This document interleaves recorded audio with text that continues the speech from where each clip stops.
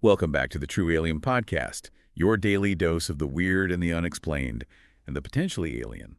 I'm Adrian Smith, and I'm here with the amazing Julia Jones. Hey everyone, ready for another wild ride? Always.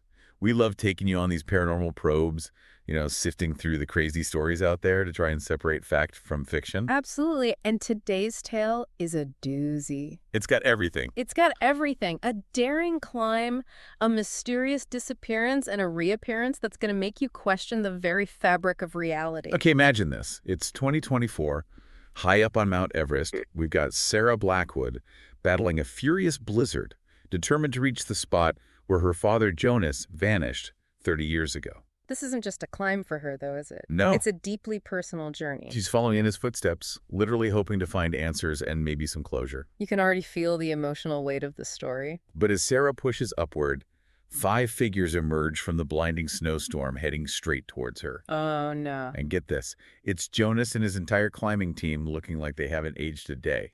30 years gone, and they just plop back into existence. I know. I can only imagine the global shockwaves this sent. Right. Scientists must have been scrambling for explanations. Oh, absolutely. Was it time dilation? Some kind of quantum anomaly. Nobody could figure it out. Meanwhile, the media went into a frenzy. And Sarah, what's her reaction to this impossible reunion? I mean, it has to be a whirlwind of emotions, right? Absolutely. She's overjoyed to have her father back, but there's this nagging suspicion too, right? Why didn't he try to contact her all those years? What really happened up on that mountain? Totally. Those are some huge questions that need answering, and I bet this reunion wasn't all hugs and happy tears. Certainly not. The other climbers who returned with Jonas are acting super shady, whispering amongst themselves, avoiding Sarah, and then she stumbles upon a cryptic note in her father's old journal. Ooh. It talks about a hidden valley, something about ancients, and a place where time stands still. Talk about intrigue. What? A hidden valley. Ancients. This sounds like something out of a fantasy novel. I know. But this is all too real for Sarah. I'm hooked already. What happens next? Remember those secretive climbers? Yeah. Well, they suddenly vanish. Poof, gone. Now Sarah's left with more questions than answers, and she finally confronts her father, demanding the truth. It's a moment of truth. What did Jonas reveal?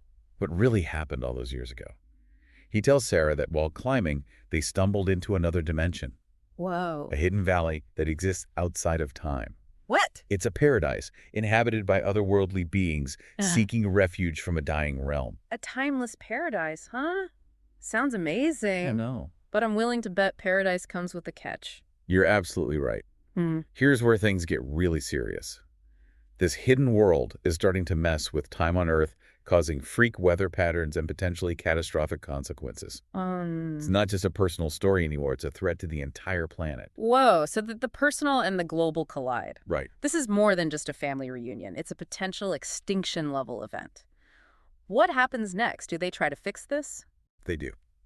Sarah Jonas and a skeptical scientist, Dr. Patel, decide to go back to the hidden valley and try to fix this temporal anomaly. It's a desperate race against time to save the world. Hold on, a skeptical scientist. How did they convince someone to believe this wild story? It took some convincing, but the evidence was undeniable. The world was literally unraveling. Yeah. Plus, Dr. Patel had been researching temporal anomalies for years. This was the real deal, the thing he'd been searching for. That makes sense. So they head back to the valley hoping to save the world. What's this journey like? Is it smooth sailing? Not even close.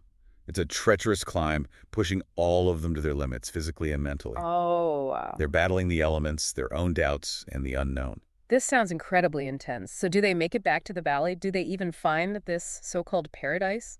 That's where we'll have to leave you hanging for now. You'll have to join us for part 2 to find out what happens when they finally reach the hidden valley. Don't worry, folks. We'll be back soon to delve deeper into this incredible story. In the meantime, remember to rate and follow the True Alien Podcast for more amazing tales. We'll see you back here soon. Our listeners, we're back. Sarah Jonas and Dr. Patel have finally reached the hidden valley after an epic journey. Now remember, this is supposed to be a timeless paradise, right? Right, yeah. Well, what they find is even more mind-blowing than they expected. Oh, yes, spill the beans. What's this valley actually like? Yeah, it sounds like something straight out of a sci-fi movie. Picture this lush vegetation waterfalls cascading down crystal clear cliffs and an atmosphere so peaceful it's almost tangible. Wow, and the beings who live there. And the beings who live there. What are they like? They're unlike anything you can imagine. Give us the details. What do these beings look like? How do they communicate? They're described as luminous, almost ethereal, with a grace and fluidity of movement that seems to defy gravity. Their communication is something else entirely. No spoken language, just pure telepathy. Wow, telepathy. That's incredible. So they're not hostile towards our intrepid explorers. Not at all. They're actually quite welcoming, even curious about Sarah and Dr. Patel. Remember, these beings are essentially refugees from a dying world seeking sanctuary in this timeless haven. They don't fully understand the consequences of their presence on Earth, the temporal disruptions they're causing. So what's the plan now? Can Sarah and her team convince these beings to help fix this temporal anomaly and save the world? That's the million-dollar question, isn't it? Sarah and Dr. Patel try to explain the situation, the threat to Earth, the need to stabilize this time differential. But it's a big ask. These beings have spent centuries, maybe millennia, hiding from their dying world, protecting this pocket of time. Yeah, it's a tough spot for both sides. I mean, the survival of Earth is at stake, but you can't blame these beings for wanting to protect their haven. It's a classic dilemma, the needs of the many versus the needs of the few. Exactly. And just to add another layer of complexity, Jonas is torn. He's overjoyed to be reunited with his daughter, but he's also captivated by this timeless existence. He believes these beings can find a solution, that they can share their knowledge and create a better future for everyone. That's quite the optimistic outlook, but is it realistic? Can these beings really bridge the gap between their timeless world and the relentless march of time on Earth? Remember, time moves very differently in this valley.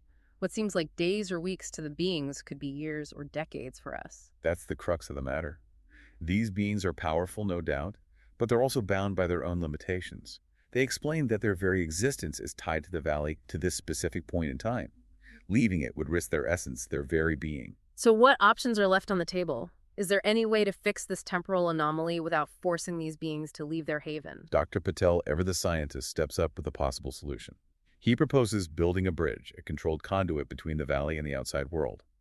It would regulate the flow of temporal energy, preventing further disruptions. Ah, that's clever. A sort of pressure valve releasing just enough energy to maintain balance. It's a delicate solution, but it just might work. Exactly. The beings are intrigued by this idea. It might be a way to protect their haven and mitigate the damage to Earth, but of course there's a catch. There's always a catch. What is it this time?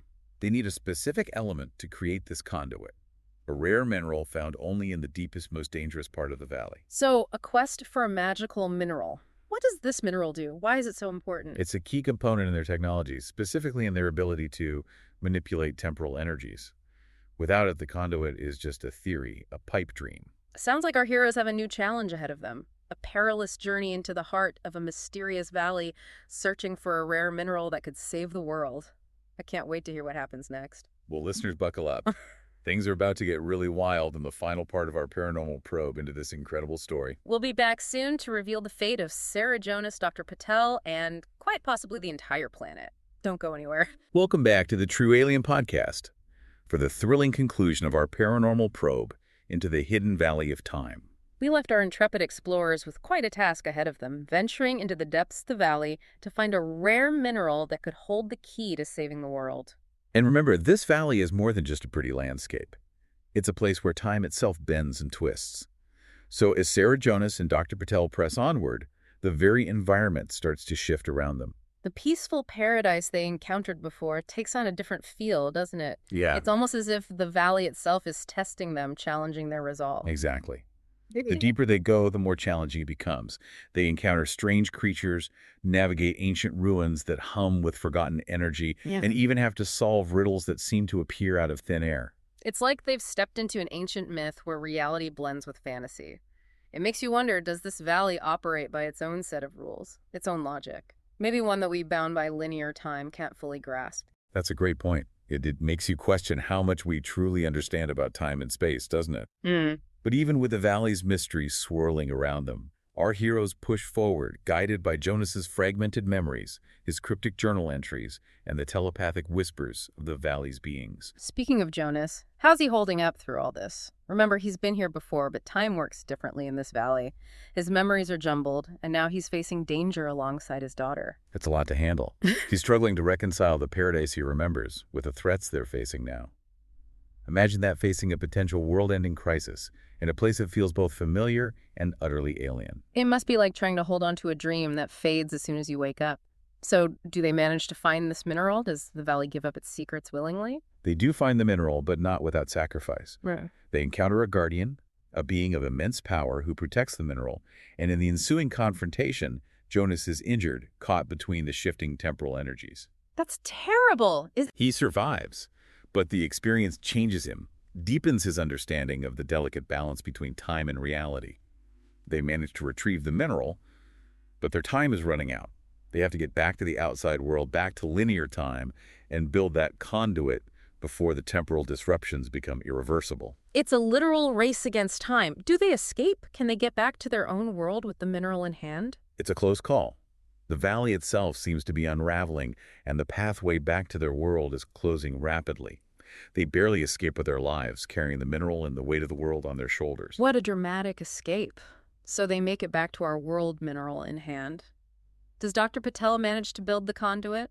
Does it work? Can they actually save the world? They do. Dr. Patel works feverishly alongside the beings from the valley who share their knowledge of temporal mechanics. They construct the conduit near the original entry point, focusing the energy of the mineral to stabilize the temporal flow. And drumroll, please, does it work? It does. The chaotic weather patterns subside, the fractures in time begin to heal, and the world is pulled back from the brink of temporal chaos. They did it. They saved the world. What a relief. Talk about a close call. What about the beings from the valley? Mm-hmm. Do they stay in their timeless haven? They do for now. The conduit allows for a controlled exchange of energy, protecting their haven while ensuring the stability of our world. But they don't shut the door completely. They suggest that maybe someday humans will evolve to understand the true nature of time and coexist peacefully in a universe of infinite possibilities. What a beautiful message, a message of hope and connection across dimensions. What about Sarah and Jonas? What happens to them after all this? Jonas, profoundly changed by his experiences, chooses to stay in the valley, finding a kind of peace in that timeless haven. Sarah, though heartbroken, understands his choice. She returns to our world carrying the memory of her father and the knowledge that there are wonders beyond our comprehension waiting to be discovered.